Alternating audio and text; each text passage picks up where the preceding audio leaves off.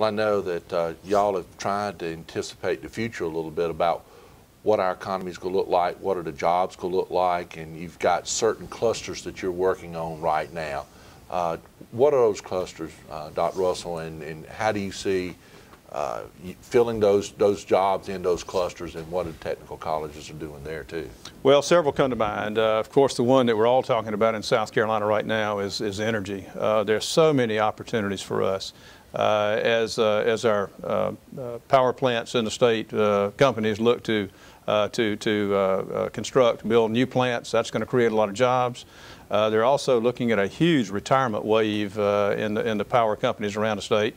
That's going to create a lot of new job opportunities. So I guess first and foremost on our minds right now would be energy, would be working with the power companies.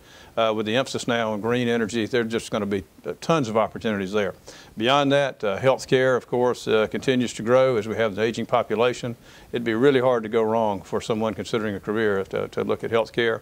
There are others. Manufacturing has fallen on some hard times in the state, across the country.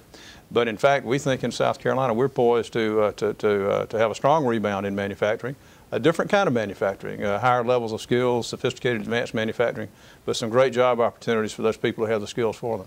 Well, I know one of the other things that you're facing, though, and I think a lot of the state agencies are facing, are the budget cuts and the ability to deliver the type of services, particularly with the growing enrollment.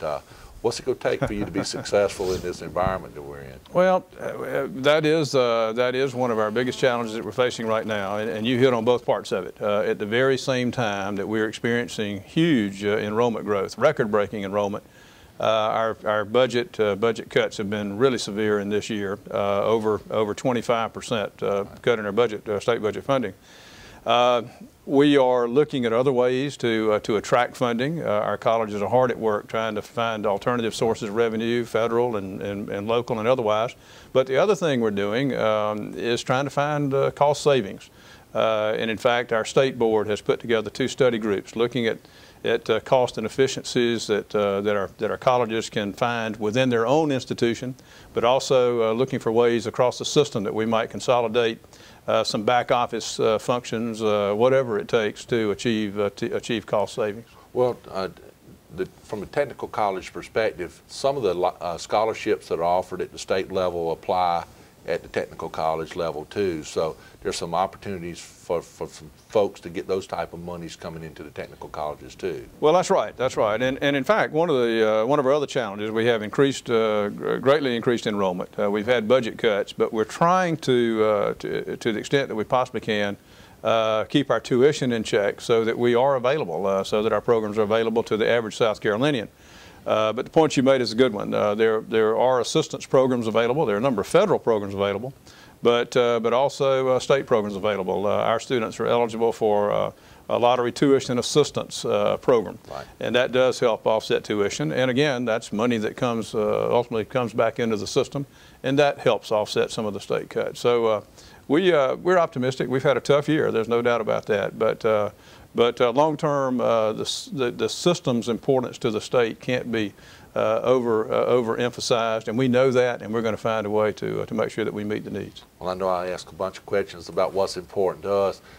Is anything else that's going on that the general public and our businesses need to know about that the technical colleges are doing right now? In closing, things that you'd like to say, or things where you need help? Well, two things. One is, and we've been all around it, but the role that technical colleges have played in the state, obviously the role has been huge, and it's just going to get bigger in the future.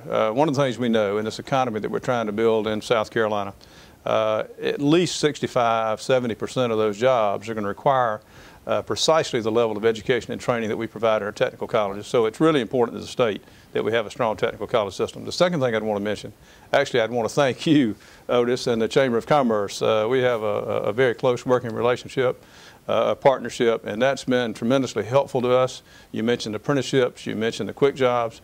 Those programs really have grown out of your coming to us representing that collective voice of business, and we appreciate that very much. Well, we thank you for all you do. We thank the technical college system as a whole for all that they do, and hopefully and I know we'll continue to be partners in trying to get match up jobs with skill sets. So, Dr. Russell, Absolutely. thank you very much. Otis, thank you. Thank you for joining us at CEO Corner. We hope you'll join us next week when we'll have another guest to talk about an issue that's important to the business community.